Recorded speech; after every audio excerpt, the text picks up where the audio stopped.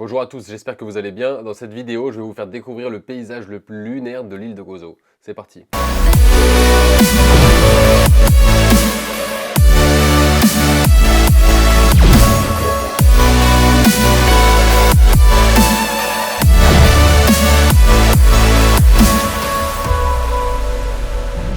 Et quand je dis le paysage le plus lunaire, c'est vraiment le cas.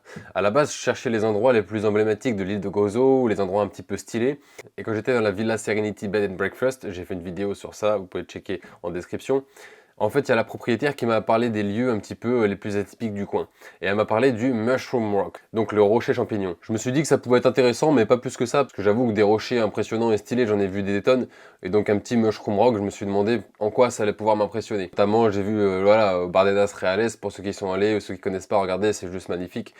Pour moi, ça c'est vachement plus intéressant et plus beau qu'un Mushroom Rock. Et je me suis dit, en fait, peut-être que derrière ça, il y a autre chose. Peut-être que c'est juste le nom touristique, voilà, pour attirer les gens. Et je me dis, il y a forcément quelque chose derrière ça.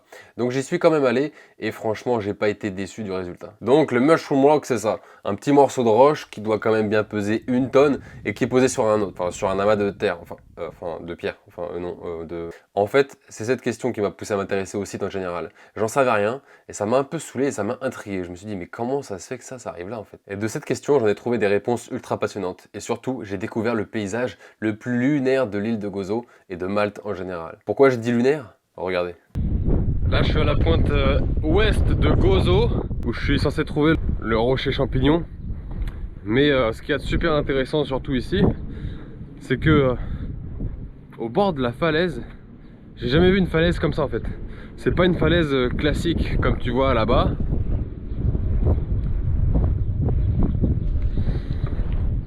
En fait je pense que c'est une partie de falaise qui est plus sur de la clay, je sais pas comment on dit en français, je me rappelle plus. Peut-être de l'argile ou quelque chose comme ça. Regarde en fait à quoi ça ressemble.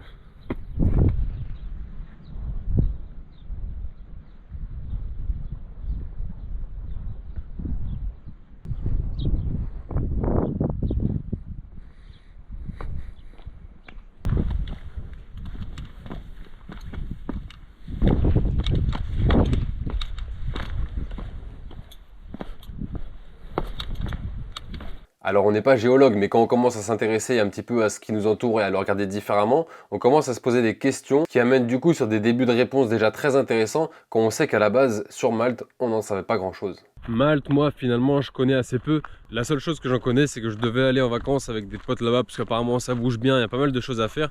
Mais j'avoue qu'à part ça, je connais pas grand chose. Malte, géologiquement, c'est une île née du soulèvement du plateau africain. Et plus précisément de la partie pélagienne. Pour ceux qui sont un peu plus curieux, vous pouvez aller checker ça. En fait, ça veut dire quoi? Ça veut dire que Malte se situe à l'endroit où il y a deux plaques tectoniques qui se rencontrent.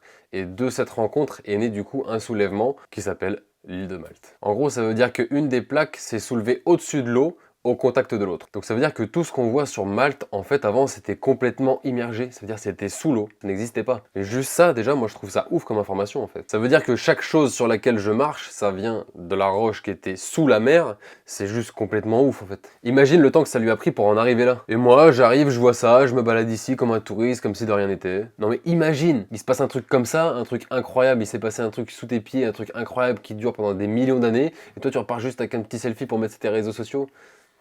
J'aurais franchement loupé un truc. Et donc Malte, elle est constituée à quasiment 100% de roches sédimentaires. La roche sédimentaire, c'est-à-dire que c'est de la roche qui a été constituée avec les dépôts et les débris de choses en suspension, donc préalablement, du coup, dans ce cas-là, dans l'eau. Tu vois, et petit à petit, ça s'est déposé au fond de l'eau, et c'est monté, c'est déposé au fond de l'eau, c'est monté, etc. Donc ça, c'est Malte. À quasiment 100%, ça s'est constitué comme ça. Et d'où le fait que du coup, j'ai trouvé des coquillages et des empreintes de fossiles ou de crabes, je sais pas exactement ce que c'était.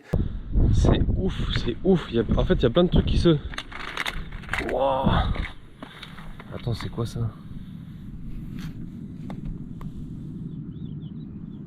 Alors moi je suis juste super surpris et regarde ça, on dirait un truc de crabe. On dirait, regarde le crabe, depuis combien de temps il est là?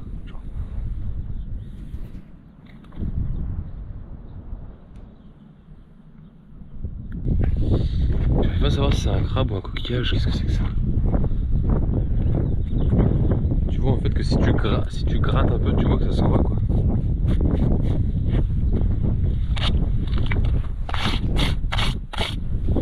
Voilà. Mais attends, mais ça veut juste dire que, imagine depuis combien de temps ils sont là. Mais t'as vu la hauteur? je vais peut-être dire une bêtise, on est peut-être à 100 mètres, 150 mètres de hauteur, allez, peut-être 200, je sais pas. Mais imagine le temps que ça prend. Peut-être, je sais pas combien de temps exactement ça prend pour monter, mais imagine même que ça prenne 1,5 cm par an. Je fais pas le calcul. Regarde combien de temps ça prend pour monter. C'est juste incroyable. Ce coquillage-là, combien de temps ça lui a pris pour monter jusqu'à là? Des millions d'années, des milliers et des millions d'années. Et là, tu vois, comme on le voit là, il est peut-être à 1 mètre, 2 mètres de la falaise. Et donc il est, je sais pas, il a l'air pas très loin, juste d'y retourner. Et donc tu vois là, on voit clairement qu'en fait, effectivement, cette masse rocheuse n'est pas allée jusqu'au bout. Parce que tu vois, il y a un morceau de la falaise qui est complètement resté en mode falaise classique là sur la gauche. Ah, sur la gauche ici. Et tu vois que toute la masse là, elle s'est déplacée comme ça, paf. Et petit à petit, en fait, ça grappille un peu. Ça reprend un petit peu le process d'un désert, genre le Sahara ou un truc comme ça avec le sable qui avance, sauf que le process il doit être tellement plus long. Et goutte par goutte, ça doit déposer les sédiments et ça se déplace petit à petit quoi. C'est trop beau, c'est très très beau.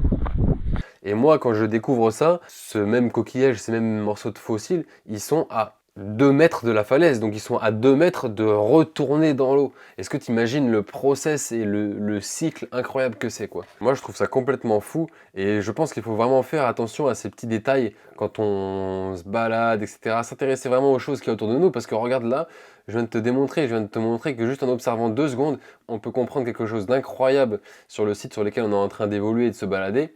Alors qu'on était juste à la base parti pour un Mushroom Rock, en tout cas la manière dont le tourisme nous le présente. Voilà, il y a quelque chose de bien plus intéressant derrière et moi je trouve ça complètement fou, juste de se dire ça. Alors c'est vrai que cette pierre, je sais pas trop exactement ce que c'est, peut-être c'est du calcaire, j'ai lu que peut-être c'était du calcaire ou bien du grès, mais j'en sais absolument rien, je suis pas géologue donc je peux pas donner plus de précision par rapport à ça. Mais ce que j'ai lu aussi c'est que peut-être la présence de fer, tellement l'habitude de voir sur nos côtes, tu sais, des restes de blocos avec béton armé, donc du fer et tout là-dedans, ce qui produit des écoulements un peu bruns et du coup qui jaunit un peu tout. Moi je me suis dit mais c'est pas possible, il n'y a pas de blocos, si, il y en a peut-être eu, etc. Mais là, il y en avait tellement que c'était sûr que c'était pas ça. Donc j'ai lu effectivement qu'il y a peut-être de la présence de fer, ce qui du coup peut-être jaunit aussi un petit peu le tout. Mais ce qui est juste ouf, parce que ça veut dire aussi que ce truc-là qui était sous la mer, il y avait déjà du fer à ce niveau-là. Moi, le process, juste en quelques analyses visuelles, voir ce qui a pu se passer ici, des milliers, des millions d'années avant que moi j'arrive pour faire mes photos, je trouve ça juste incroyable. Et ça te remet aussi un petit peu à ta place et ça fait un peu du bien quand même. Alors les formes un peu wavy, etc., je sais pas vraiment comment ça s'est fait, mais j'imagine que vu que c'est du calcaire, c'est l'eau qui a dû venir avec les différentes pluies, les différentes tempêtes, etc., créer des rigoles et des choses comme ça qui font que l'écoulement de l'eau a créé cet univers un petit peu lunaire. J'imagine que ça doit être une partie de la réponse. J'imagine en fait que cette partie de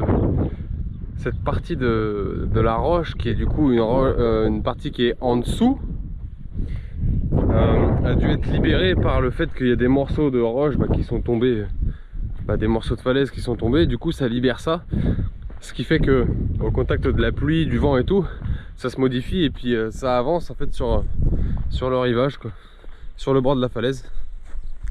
Waouh, et en fait là c'est directement waouh. Est-ce que tu as déjà eu des sensations d'appel du vide? Je sais pas comment t'expliquer ça, c'est genre en fait quand t'arrives là comme ça, un truc qui te donne envie de sauter. Alors je te rassure, ça n'a rien à voir avec du suicide ou des trucs à la con comme ça, mais regarde, c'est juste ça.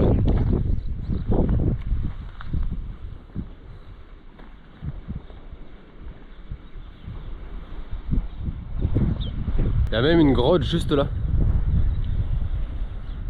En tout cas, moi, c'est la première fois que je vois ça, en haut d'une falaise, à au moins entre 100 et 200 mètres d'altitude, proche de tomber dans la falaise, quoi. Alors, c'est peut-être formé de cette manière, du coup, à cause de l'écoulement des pluies, mais aussi peut-être des éboulements qui ont pu survenir par-ci, par-là. En parlant d'éboulement, regarde où je me situe sur cette vidéo. Peut-être sur le lieu du prochain éboulement. Si t'es à gauche, t'es du côté qui peut tomber. Si t'es à droite, t'es plutôt safe. Regarde.